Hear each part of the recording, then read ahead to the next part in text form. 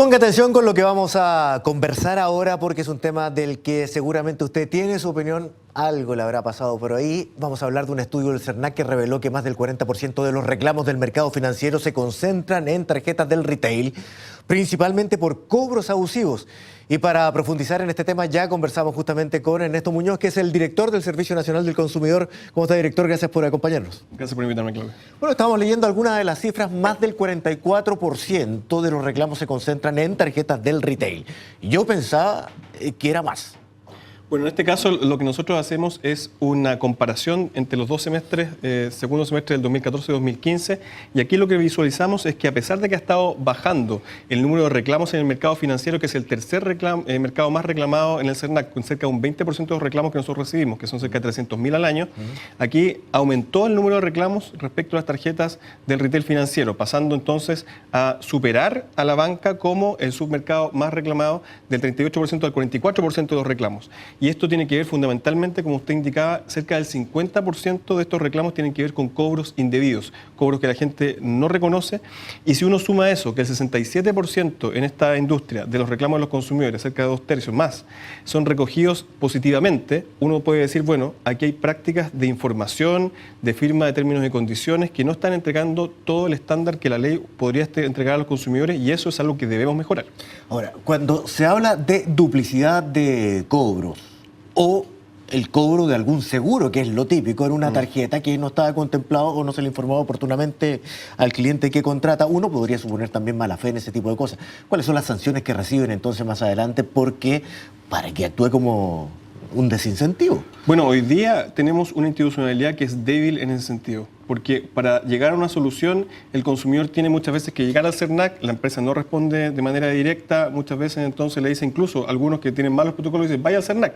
Cuando viene a nosotros hacemos una mediación que es individual y es voluntaria, y muchas veces no en este mercado, pero en otros mercados tenemos porcentajes altos de no respuesta, ni siquiera responden de manera positiva o negativa. ¿Y qué es lo que entonces hace ese consumidor que no recibe una respuesta ni siquiera ante el CERNAC? Tiene que ir al juzgado de publicidad local, lo que le impone costos altos al consumidor, altísimos, que muchas veces le desincentivan a ejercer sus derechos. Nosotros hicimos una encuesta de caracterización de los consumidores y el 30% de los consumidores que conocen sus derechos y han tenido problemas no reclaman porque piensan que o es muy costoso o no va a tener un resultado positivo. Es por eso que tenemos este proyecto de ley que lleva 2 años de tramitación en el Congreso, que fue aprobado recientemente, prácticamente por unanimidad, en la Comisión de Economía del Senado. ¿Para qué? Para dotarnos de herramientas mínimas que son naturales en este tipo de situaciones, fiscalización y sanción. Hablemos de ese proyecto de ley más adelante, pero antes le quiero preguntar por la cifra que estábamos leyendo al principio, porque hablamos de las tarjetas del retail con un 44%, pero también habíamos dicho, y usted lo señalaba, que había disminuido la cantidad de reclamos para las tarjetas bancarias.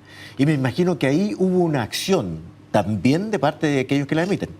Efectivamente hemos observado ese comportamiento y justamente es el propósito del ranking. Aquí lo que nos interesa es transparentar las prácticas, decir dónde se concentran los reclamos, pero también que los bancos y en este caso las tarjetas compitan por tener un buen lugar en el caso del ranking que estamos presentando, la respuesta a los consumidores. Lo que decimos nosotros es, usted puede tener problemas, pero es muy importante que usted responda de manera adecuada, y en este caso lo que hemos observado en los años anteriores es que ha bajado el número de reclamos en la banca, en el caso de las tarjetas se ha aumentado, como decíamos, un 4%, por lo tanto hoy día el mercado, el submercado financiero más reclamado son las tarjetas de retail.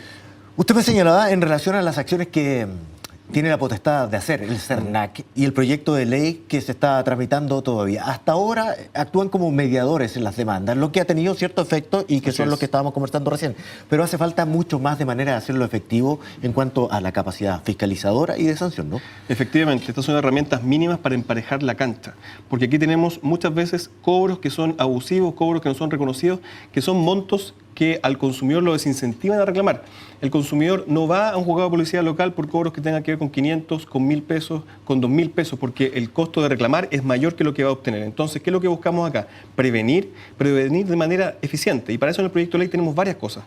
Facultades fiscalizadoras para el CERNAC, de manera de que podamos estar en el terreno revisando qué es lo que pasa con esas prácticas comerciales y cómo se cumplen los derechos del consumidor. Sanción, para de esa manera también establecer criterios e incentivos claros para que las empresas hagan sus inversiones y solucionen los problemas. Normativo, a través de un consejo normativo que pueda dictar normas específicas de cómo deben cumplir la ley en determinados mercados.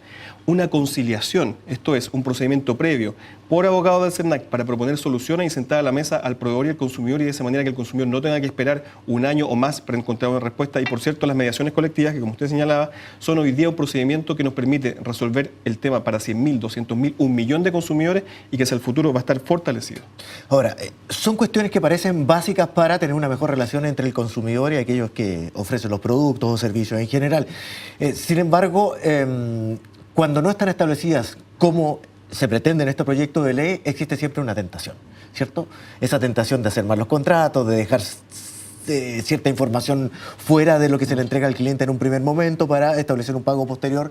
Eso es una práctica común y es una tentación efectivamente que, de no ser sancionada de la forma que usted señala, va a seguir pasando, y como se conoce en otros países las sanciones que existen al respecto. Efectivamente, y esas son sanciones que afectan en este caso no a un consumidor que reclama, sino a 100.000, 200.000, a 1.000.000 de consumidores, porque los términos y condiciones pueden tener cláusulas que la ley llama abusivas.